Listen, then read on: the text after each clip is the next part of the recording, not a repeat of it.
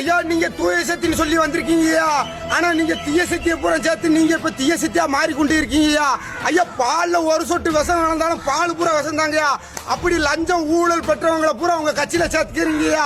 ஐயா நீங்க ஏடிஎம்கேல இருக்க தொண்டர்களை சேர்க்கலாம்ங்கய்யா. ஐயா அந்த உள்ள வெற்றி பெற்ற எம்எல்ஏல நீங்க குதிரை பேரம் பேசி நீங்க விலைக்கு வாங்கி உள்ள இருக்கிறீங்கய்யா. ஐயா நீங்க ஒரு பதவி ஆசையா இருக்கிற ஒரு மனிதனை நீங்க அதுவே வேணாம்னு துச்சம்னு தூக்கி எறிகிற அளவுக்கு நீங்க செஞ்சிருக்கீங்கன்னா நீங்க எவ்வளவு 1000 கோடியா அவங்களுக்கு குதிரை பேரம் பேசியிருப்பீங்க. ஒரு கட்சியை அழிக்கிற செயல்ல நீங்க ஈடுபடுறீங்க.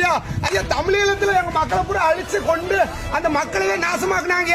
அது போல நீங்க ஏடிஎம்கே கட்சியா அழிக்கிற முயற்சி பண்ணிக்கிட்டே இருக்கீங்க. ஐயா நாங்க வன்மையா கண்டிக்கிறோம் ஏழை மக்கள். நீங்க தூய சக்தின்னு வந்தவங்க முழுமையான தீய சக்தியா மாறிடாதீங்க. இதை நாங்க ஏழை மக்கள் சொல்றோம். இடைத்தேர்தல் அவங்களை பூரா நீங்க நின்று போட்டி போட வைப்பீங்கன்னு சொல்ற மாதிரியா இருக்குங்க. ஆனா செயலை செஞ்சீங்கன்னா எங்க மக்களை பூரா முட்டாள்தனமா ஆக்குற மாதிரியா இருக்குங்க. இது ஜனநாயக படுகொலைங்கயா.